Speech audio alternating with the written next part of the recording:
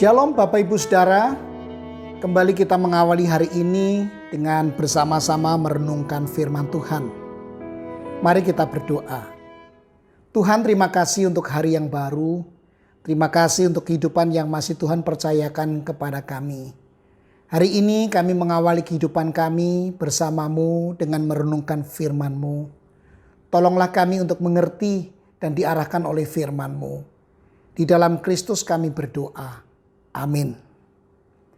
Bacaan Alkitab hari ini dari Mazmur 21. Saya hanya akan membacakan ayat terakhir saja, yaitu ayat 13 atau 14. Demikian. Bangkitlah ya Tuhan, di dalam kuasa-Mu. Kami mau menyanyikan dan memazmurkan keperkasaan-Mu.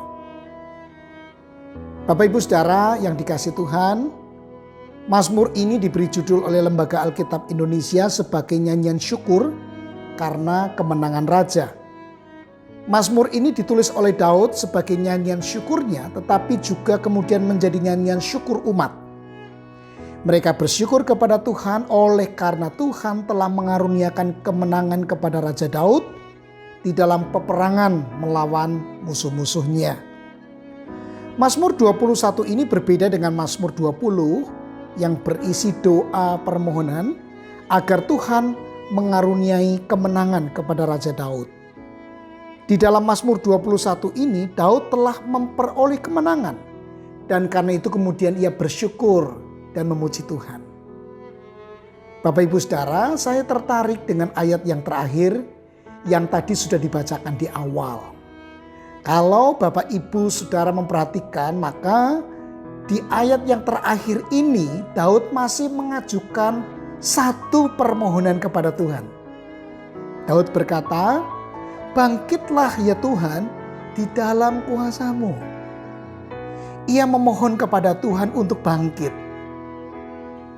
Permohonan Daud ini mengindikasikan bahwa sebetulnya Daud masih harus berperang melawan musuh-musuhnya. Artinya, masalah di dalam hidupnya itu belum sepenuhnya selesai. Masih akan ada masalah baru di depannya. Tetapi meskipun demikian, Bapak Ibu Saudara, Daud tetap bersyukur atas pengalaman hidupnya saat itu, di mana Tuhan memang sudah menolongnya. Daud tidak menunda untuk bersyukur atas pengalaman hidupnya saat itu.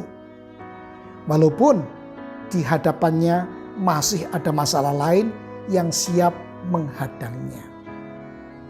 Dalam doa syukur dan satu permohonan ini menyatakan imannya bahwa Daud percaya Tuhan akan terus memimpin dan menolongnya.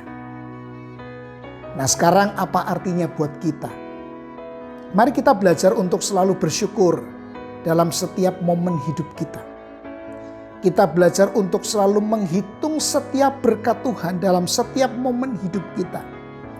Kita belajar peka dan belajar untuk selalu mensyukuri pertolongan Tuhan dalam hidup kita. Walaupun di hadapan kita tentu masih ada persoalan atau terbentang berbagai masalah yang bisa menghantam kita tiba-tiba.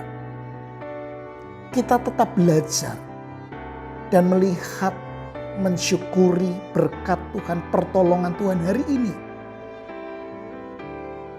Dengan demikian sebetulnya kita pun sedang menaruh percaya kepada Tuhan. Bahwa di kemudian hari Tuhan juga akan menolong kita. Dalam syukur dan di dalam permohonan Daud kita melihat ada satu iman percaya bahwa Tuhan akan menolong di kemudian hari. Mari Bapak Ibu Saudara, kita belajar untuk bersyukur dalam setiap momen hidup kita. Walaupun tentu saja masalah mungkin belum selesai, tetapi kita meyakini sekaligus di sana bahwa Tuhan akan menolong. Tuhan akan bangkit dengan kuasa-Nya untuk menolong kita, memberi kemenangan kepada kita di dalam mengatasi setiap persoalan hidup kita. Mari kita berdoa.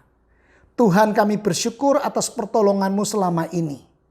Ajar kami untuk selalu bersyukur, walau tantangan hidup kami di depan tetap ada.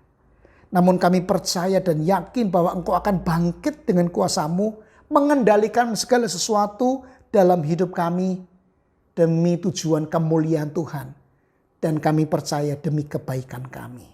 Inilah doa kami, ya Tuhan, di dalam Kristus kami memohon. Amin.